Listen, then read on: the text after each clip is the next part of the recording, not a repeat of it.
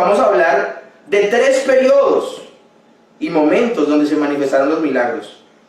En el tiempo de Moisés, en el tiempo de los profetas y en el tiempo de los apóstoles, que comenzó con la manifestación y la encarnación de Dios hecho hombre en la persona de nuestro Señor Jesucristo.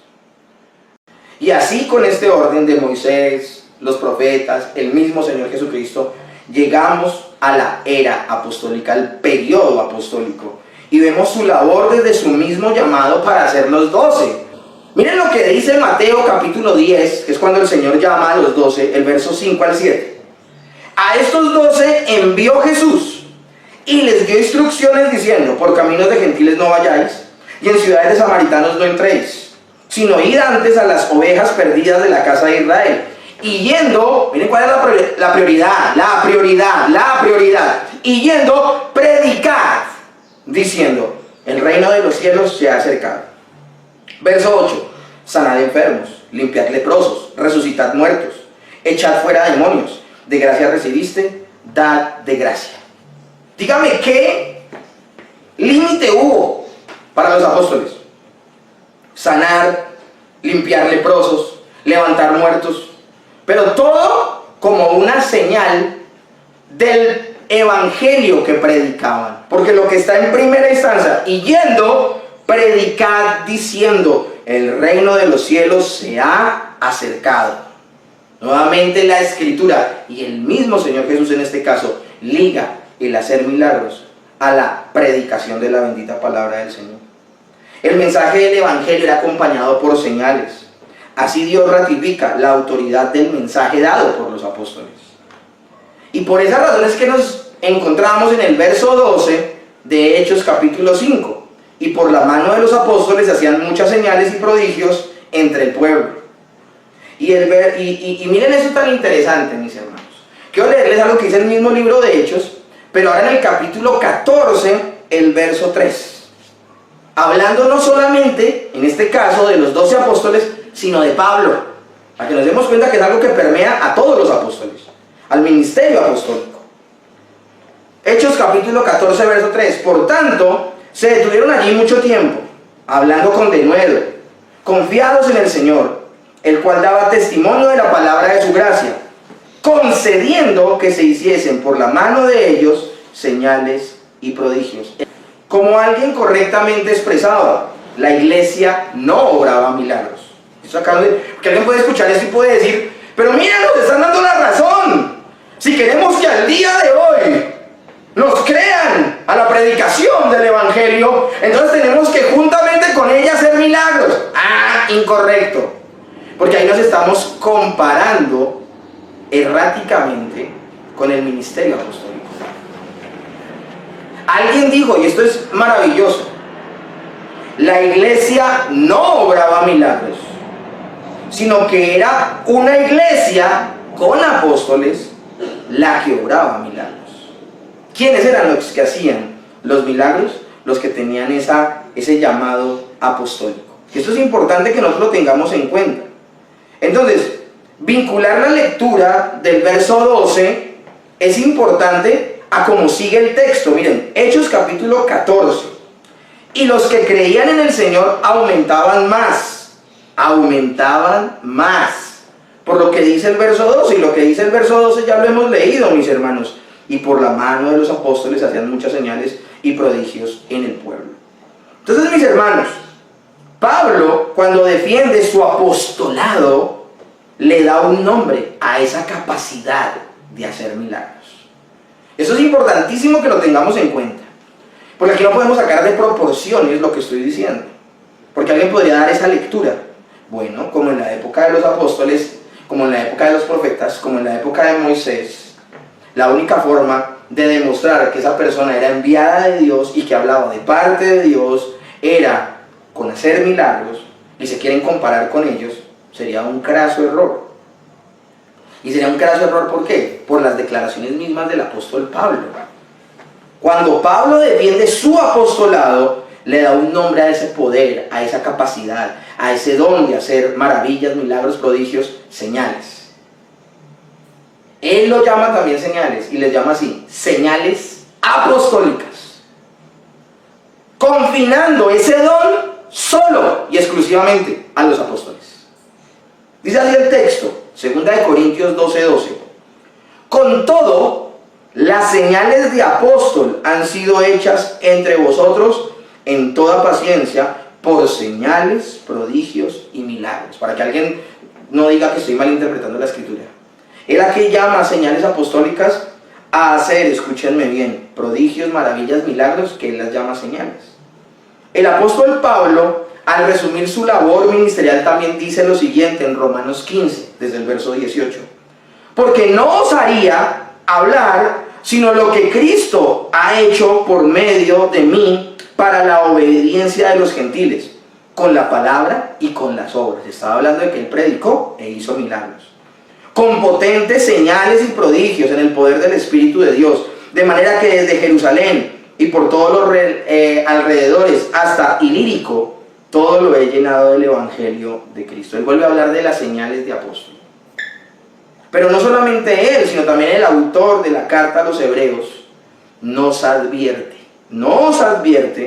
a no descuidar el mensaje de salvación que cuando fue predicado por los apóstoles fue acompañado de maravillas y señales. Prestemos atención. Dice así Hebreos capítulo 2 desde el verso 3 al 4.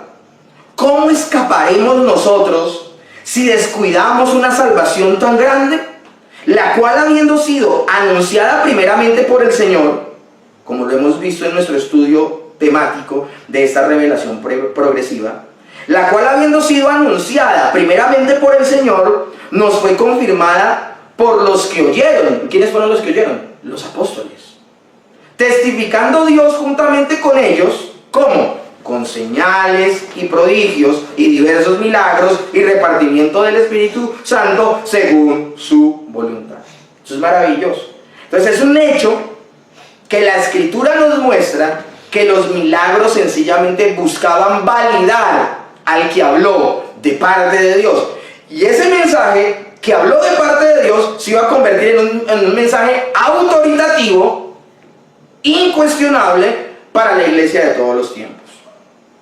Cuando leemos las Escrituras desde Génesis hasta Apocalipsis, entonces vemos el propósito de los milagros. Y vuelvo y lo repito para que nos quede claro. En el mismo tiempo de la realización de milagros, se estaban escribiendo las Escrituras.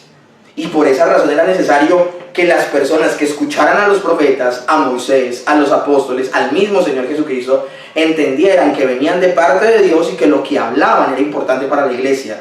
Y por eso quedó confirmado de manera escrita.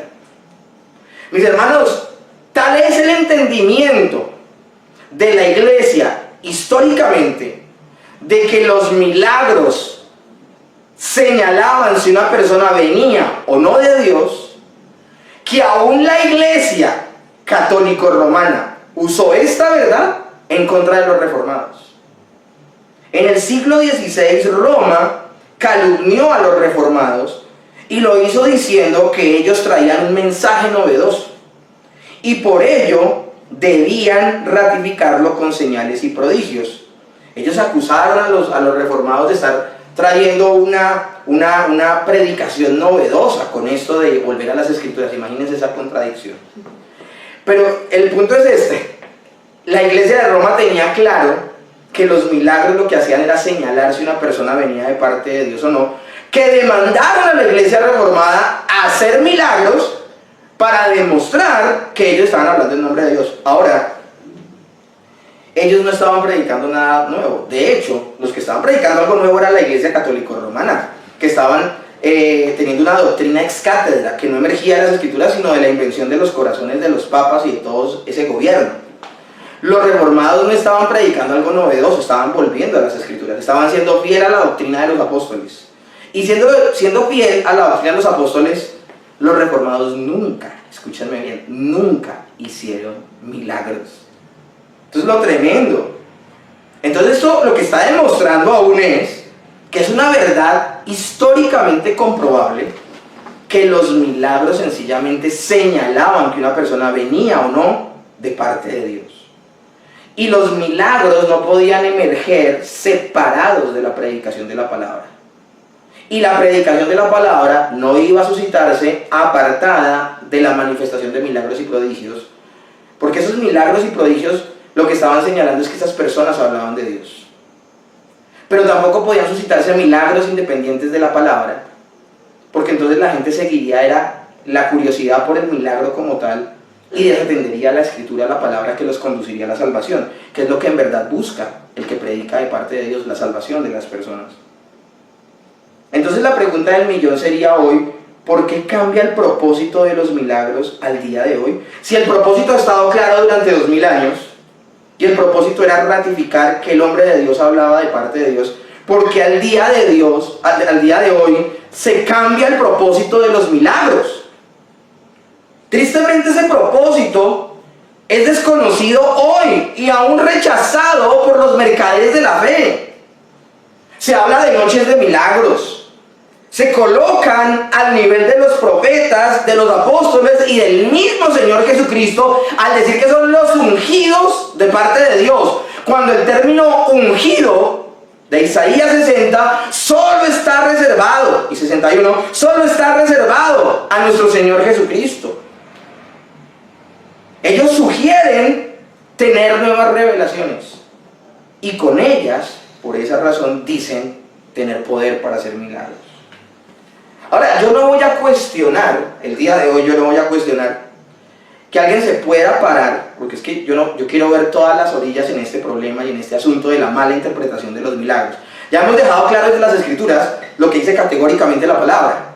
Ahora hablemos de la mala interpretación.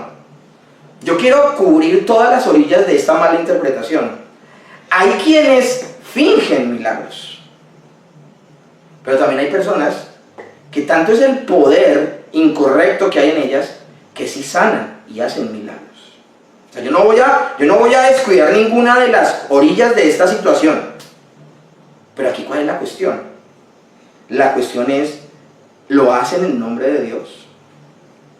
Estos falsos maestros deberían preguntarse, con sus milagros, ¿a qué revelación señalan? De hecho, ¿revelación de qué? Si en Cristo Jesús se cumplió todas las expectativas de los profetas, todos los anuncios de los profetas, la expectativa del mensaje de Moisés, las expectativas del mensaje de los profetas, las expectativas, y más que expectativas, el señalamiento, porque en la época de los apóstoles ellos sencillamente dijeron en Cristo, en Cristo, en Cristo. Las expectativas de Moisés, las expectativas de los profetas y los señalamientos de los apóstoles se cumplieron en Cristo y ya no hay lugar para otro mensaje. Todo se cumplió en Cristo. Jesús dijo, consumado es. No falta añadir nada más. Por eso lo novedoso es herético. R.C. Sproul dijo, si sabemos que la Biblia es la palabra de Dios, porque sus autores han sido autenticados por medio de los milagros, ¿cómo puede hacer milagros también alguien que no está bajo este agente de revelación? Si los apóstoles fueron ratificados, si los profetas fueron ratificados, si Moisés fueron ratificados como profetas de Dios, como enviados, emisarios de Dios para dar el mensaje, y esto estaba confinado a la revelación escrita de la palabra, ¿cómo pueden hacer milagros también algunos que no están bajo ese agente de revelación? Si la capacidad de hacer milagros y maravillas era para todas las personas, es para la gente del común al día de hoy, ¿cómo Pablo puede llamar a esas señales, maravillas y prodigios señales apostólicas? Precisamente el apóstol Pablo llama a esos milagros señales apostólicas porque solo los apóstoles las podían hacer. Si todo el mundo las hace, eso no se constituiría en una evidencia de que Pablo era apóstol. No probarían su autoridad y que fueron emisarios de Dios entonces. Mis hermanos, aquí esto no es de que hay iglesias que tienen esa postura y hay que respetarlas. No, mis hermanos, dice R.C. Sproul que lo que está en juego en este tema es la autoridad de Cristo, la autoridad de los apóstoles y la autoridad de la Biblia misma. Todo esto mencionado ha sido ignorado por muchos y por ello cayeron en una mala práctica en su fe cristiana. Pero por otro lado, hay gente que sabiendo esta verdad escritural, no la acepta y pretenden ser lo que es imposible en este momento ser. Pretenden ser apóstoles. Pasando por encima de la Biblia misma, quieren para sí mismos un nombre. Tienen la osadía de hacerse supuestamente llamar apóstoles, no aceptando los requisitos que se demandan para hacerlo y su imposibilidad de cumplirlos en esta época. Hoy yo no les voy a nombrar los requisitos para ser apóstol todos, porque esto ya lo hemos hablado largamente en otros cultos y en otros escenarios académicos. Les voy a nombrar solo uno, que yo no voy a caer en esta discusión eterna de personas que no quieren aceptar sencillamente y sujetarse a la palabra de Dios. Hablemos del primero.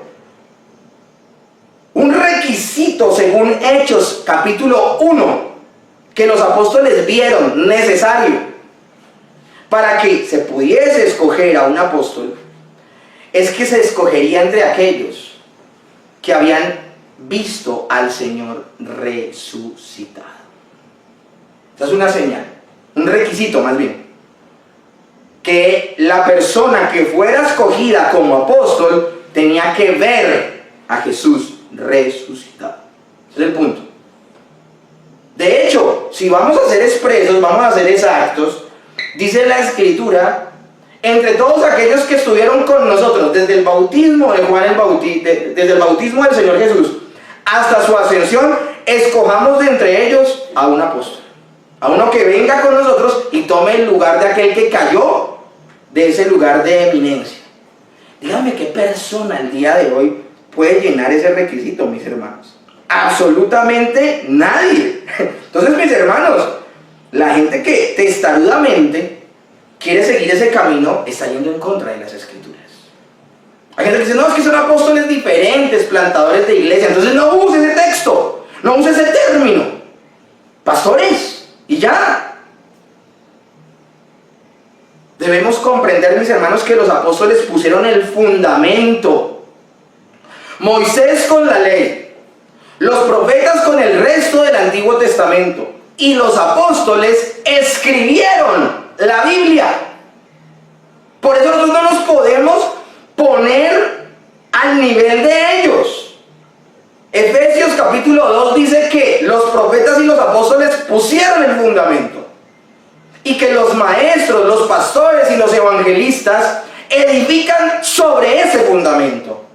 ¿Cómo un pastor, como un maestro, como un evangelista construye sobre el fundamento de los apóstoles, siendo fieles a esas doctrinas? Por eso el papel de los apóstoles, de los profetas y de Moisés es único e irrepetible. Pero al día de hoy se levanta gente diciendo, soy profeta, soy apóstol, soy esto, soy aquello, soy lo otro. Gente tan temeraria que aún ponen en tela de juicio lo que dijeron los apóstoles. Ellos, los falsos apóstoles, se delatan al predicar, pues su doctrina no es bíblica. Apartan de la fiel Escritura a los que oyen sus mensajes. Y aunque hagan llover milagros, como lo dijo Spurgeon, debemos correr de esas personas. Esas personas deben ser rechazadas. Pero lo triste al día de hoy es que hay muchos al interior de la iglesia que siguen a estos mentirosos porque tienen demostraciones de poder, porque evidentemente sanan enfermos, porque evidentemente hacen cosas extraordinarias. La Escritura nos dice eso, que nos dejemos obnubilar, que nos dejemos eclipsar por milagros, independientemente que su doctrina sea pésima. No, mis hermanos. Muy temprano en la historia, Dios le dijo a Moisés, cuidado con eso. Deuteronomio capítulo 13 del verso 1 al 3 dice, cuando se levante en medio de ti profeta o soñador de sueños y te anuncie señales o te muestre prodigios, y si se cumpliese la señal o prodigio que él te anunciare diciendo, vamos en pos de dioses ajenos que no conociste y sirvámosles, no darás tu oído a las palabras de tal profeta, ni al tal soñador de sueños, porque Jehová vuestro Dios os estará probando para saber si amáis a Jehová vuestro Dios con todo vuestro corazón y con toda vuestra alma. Mis hermanos, es claro la relación del mensaje con las señales milagrosas. Esta unidad es indisoluble. Así hayan señales milagrosas. Si no hay una enseñanza y una aplicación correcta de las Escrituras, quien realice estos milagros no proviene de Dios y debe ser señalado como un falso profeta, como un falso maestro, como un lobo rapaz. Mis hermanos, nosotros no hemos sido llamados a ser pragmáticos. Ay, yo sigo al que promete cosas y funciona. No, hemos sido llamados a ser bíblicos, ya no pecar contra Dios. Este principio y advertencia recorre toda la Escritura. Es por esa razón que el apóstol Pablo dice lo mismo que Moisés en Deuteronomio de la siguiente manera. Segunda de Tesalonicenses 2, del 8 al 12. Y entonces se manifestará aquel inicuo, a quien el Señor matará con el espíritu de su boca y destruirá con el resplandor de su venida. Está hablando del anticristo. Inicuo, cuyo advenimiento es por obra de Satanás, con gran poder y señales y prodigios mentirosos, con todo engaño de iniquidad, para los que se pierden, por cuanto no recibieron el amor de la verdad para ser salvos.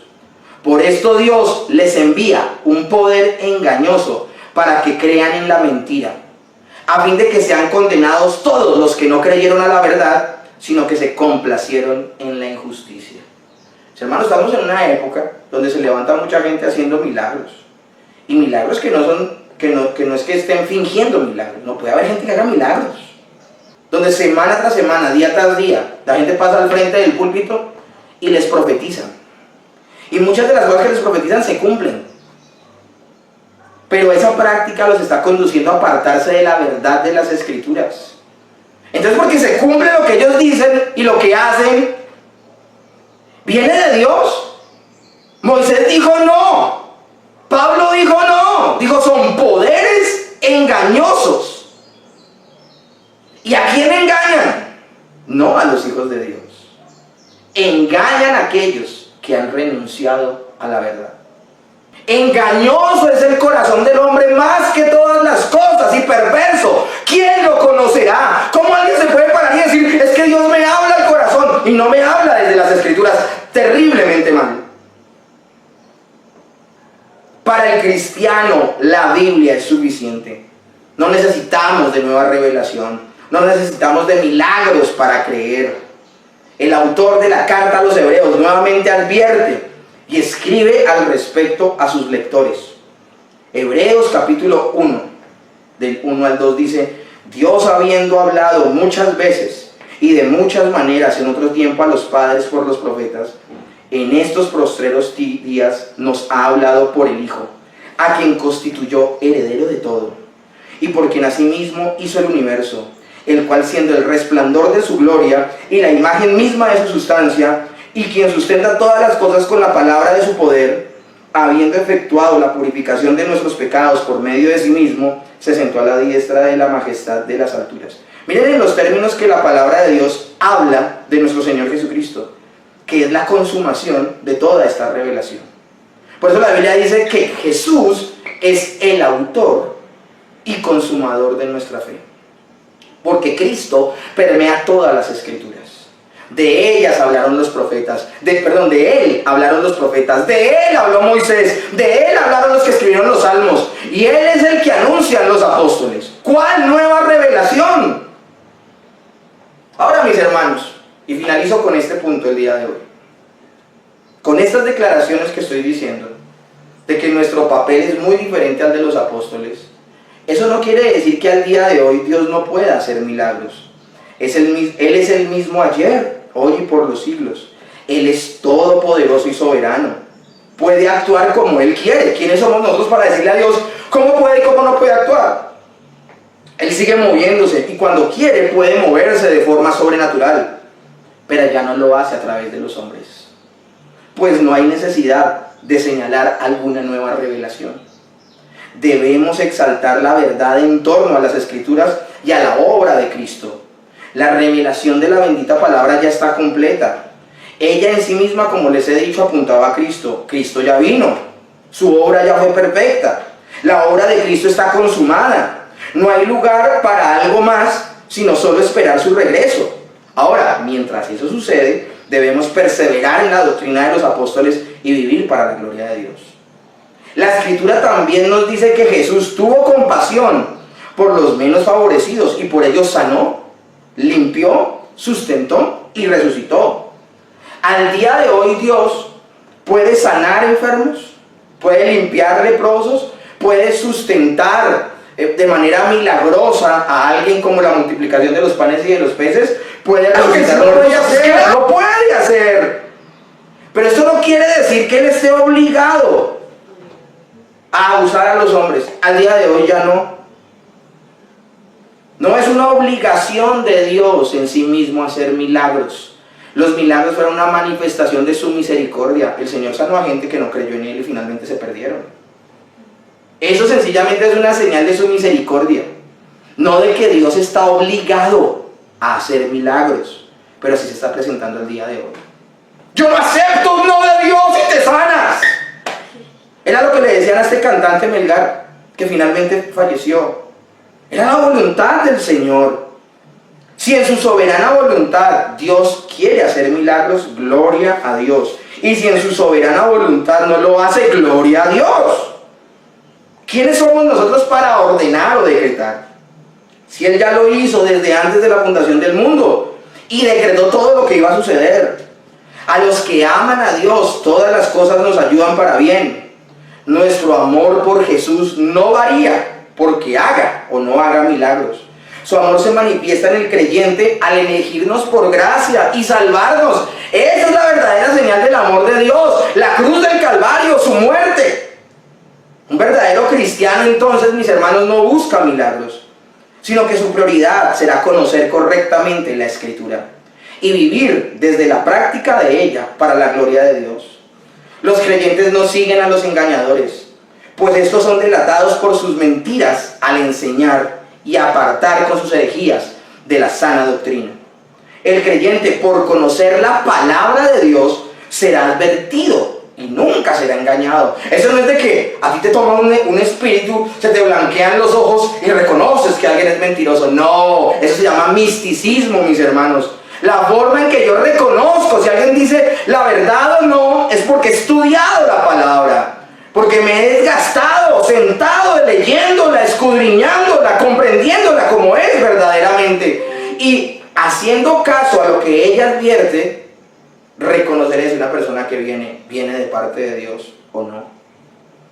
Es un deleite para el creyente meditar en las Escrituras. Ellas nos guardan de toda falsa doctrina, pero también nos guardan de toda falsa práctica cristiana, de toda praxis de fe incorrecta.